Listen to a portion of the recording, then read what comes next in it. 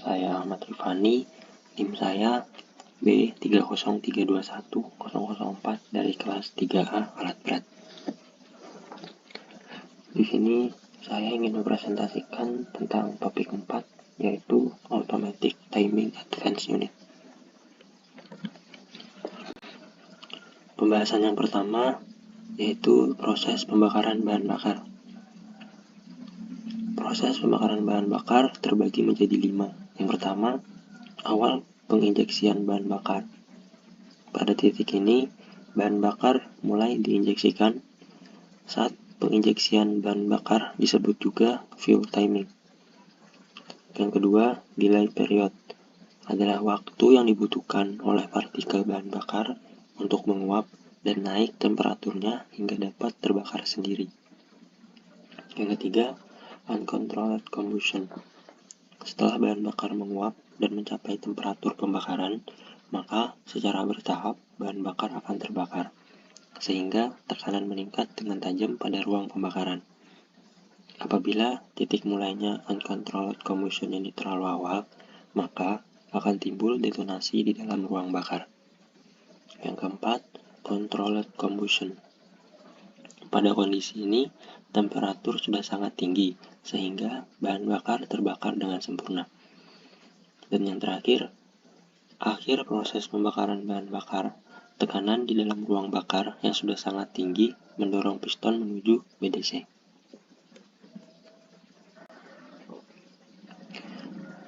Selanjutnya adalah dampak timing yang tidak tepat terhadap engine apabila penginjeksiannya yang terlalu awal atau advance. Yang pertama, boost pressure terlalu rendah. Yang kedua, temperatur exhaust terlalu rendah.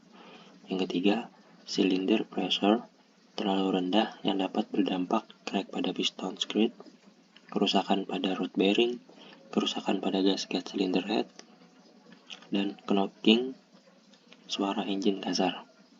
Yang keempat, pelumasan pada silinder berkurang ketika posisi piston terlalu rendah pada saat injeksi pada langkah kompresi, dan kemungkinan bercampurnya solar dan oli lebih besar.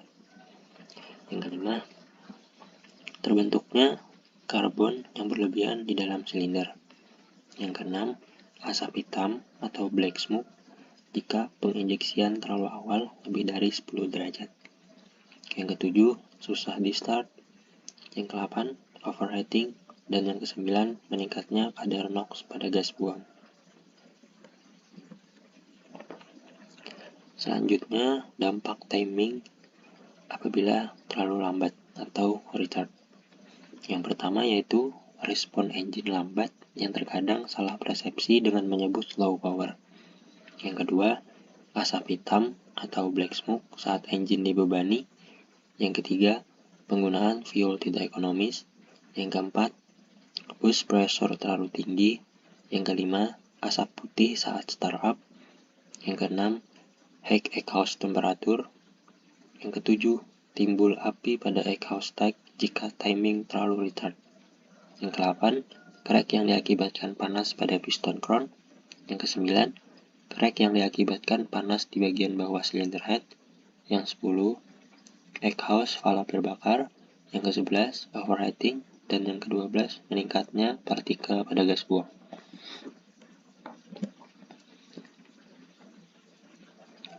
Selanjutnya yaitu proses advance dan retard.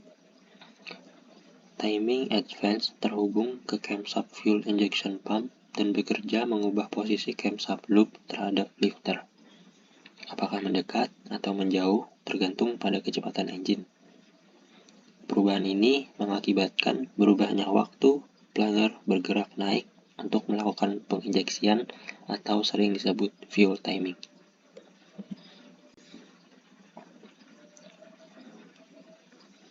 Automatic timing advance terdiri dua jenis. Yang pertama, automatic timing advance itu sendiri, dan yang kedua, hydraulic automatic timing advance.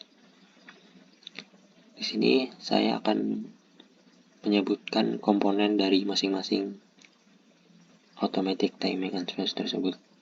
Yang pertama, untuk automatic timing advance terdiri dari flank, wake, spring, slide, drift gear, drift shaft. Sedangkan komponen dari hidrolik automatic timing advance adalah timing gear, outer ring, carrier, body, spool, spring besar, flywheel atau spring kecil, set screw besar, set screw kecil.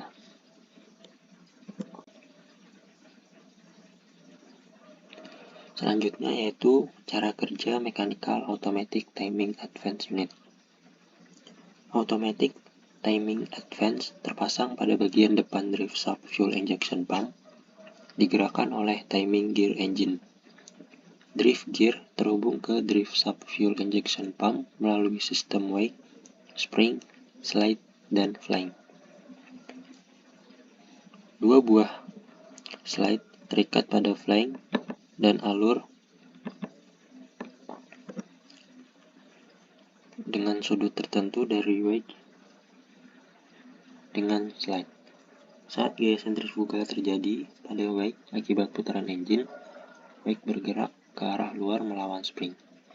Rancangan alur dari wake yang berbentuk sudut tertentu akan menyebabkan slide dan flank bergerak relatif terhadap gear sebesar sudut alur pada wake.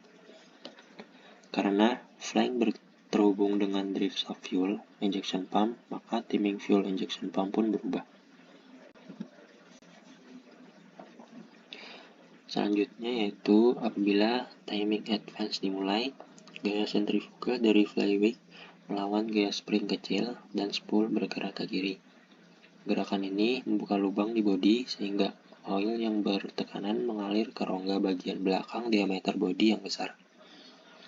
Tekanan hidrolik melawan gaya spring yang besar sehingga menggerakkan bodi dan carrier assembly ke kiri. Gerakan ini menyebabkan camshaft berputar beberapa derajat karena carrier di split lane dengan helix gear pada camshaft.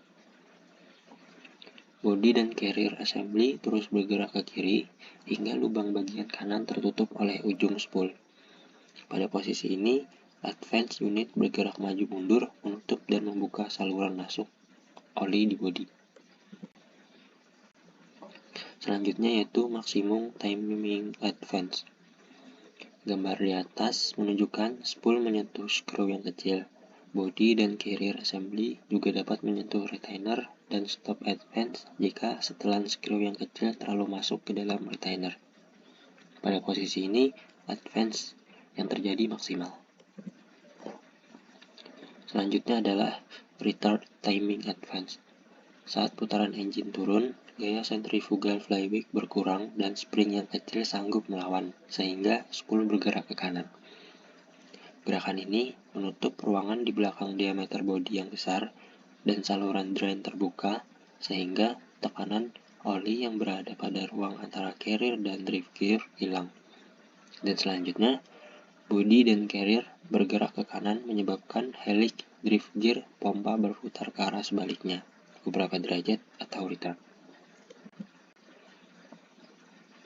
Selanjutnya itu spesifikasi timing. Nilai spesifikasi dari static timing, mechanical advance, putaran engine saat automatic timing advance mulai bekerja, dan putaran engine saat automatic timing advance berhenti dapat ditemukan di section engine performance spesifikasi pada SIS. Selanjutnya itu dynamic timing chart. Setelah proses penghitungan dynamic timing setiap 100 rpm diperoleh, gambarkan nilai tersebut dalam bentuk grafik pada dynamic timing chart. Lakukan pengukuran aktual dynamic timing, lalu gambarkan nilai yang diperoleh ke dalam chart yang sama, lalu buat perbandingan. Lakukan pengukuran dengan terlebih dahulu memanaskan engine hingga mencapai temperatur operasi. Dan yang terakhir adalah kesimpulan. Kesimpulannya adalah timing advance unit berfungsi untuk memajukan proses penginjeksian bahan bakar atau injection timing pada saat engine berakselerasi dan menurunkan injection timing pada saat engine berdeselerasi seperti pada truck, vehicular, dan beberapa marine engine. Sekian dari saya. Apabila ada salah kata, saya minta maaf. Wassalamualaikum warahmatullahi wabarakatuh.